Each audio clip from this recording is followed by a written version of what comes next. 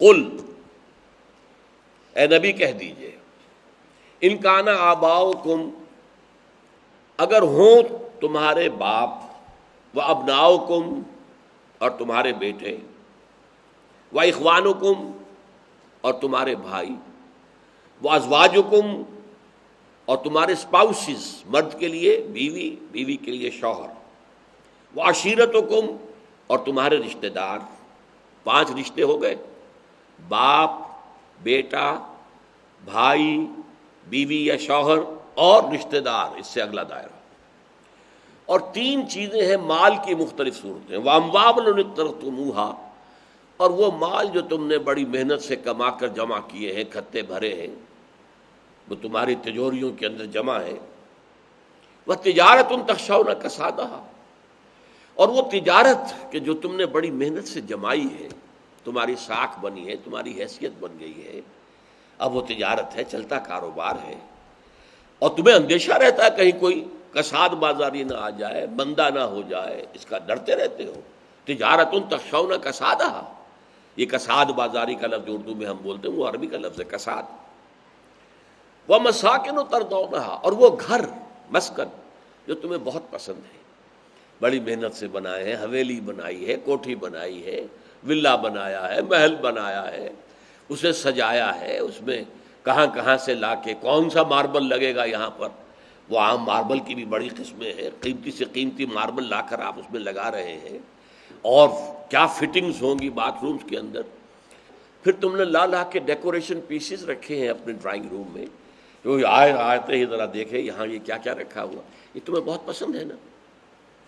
لیکن اگر یہ 8 چیزیں احب الیکم من اللہ ورسولہ وجہاد فی سبیلہ،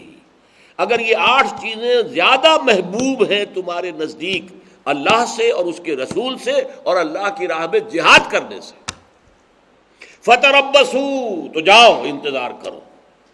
حتی یاتی اللہ بامرہ، یہاں تک کہ اللہ اپنا فیصلہ سنا دے، واللہ لا یہدی القوم الفاسقین، اور اللہ ایسے فاسقوں کو ہدایت نہیں دیتا۔ یہ نوٹ کر لیجئے، یہ ہے قرآن کا فیصلہ۔ بڑا پیارا شعر اقبال کا ہے، یہ مال و دولت دنیا، یہ رشتہ و پیوند، بتان وہم و گما لا الہ الا اللہ، خودی کا سر نہاں لا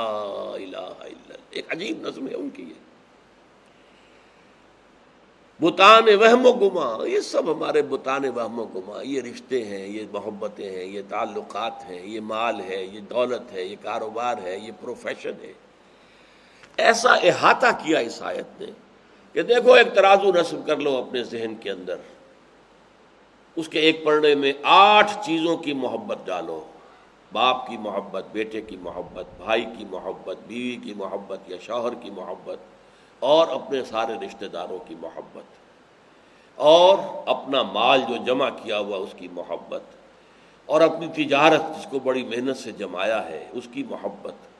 اور اپنے وہ مکان جو تم نے بڑے ذوق شوق سے بنائے ہیں جو تمہیں محبوب ہیں ان کی محبت۔ اگر یہ 8 محبتیں والا پلڑا، اور دوسرے پلڑے میں ڈالو اللہ کی محبت، رسول کی محبت، اور اس کی راہ میں جہاد کی محبت، اگر یہ بھاری ہے تو جاؤ دفع ہو جاؤ، فتربصوا، جاؤ انتظار کرو، پھر تم ہمارے مخاطب ہی نہیں ہو، پھر تم سے ہماری گفتگو ہی نہیں ہے، جاؤ بیٹھو یہاں تک کہ اللہ فیصلہ سنا دے گا۔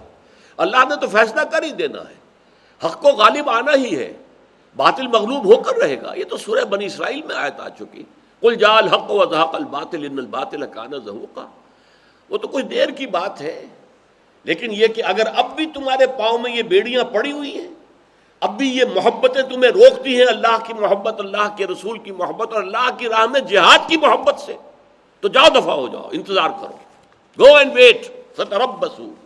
حتی یاتی اللہ بامرہ، یہاں تک کہ اللہ اپنا فیصلہ سنا دے، واللہ لا یہدی القوم الفاسقین، اور اللہ تعالیٰ ایسے فاسقوں کو، ناہنجاروں کو، ایسے نافرمانوں کو زبردستی ہدایت نہیں دیتا۔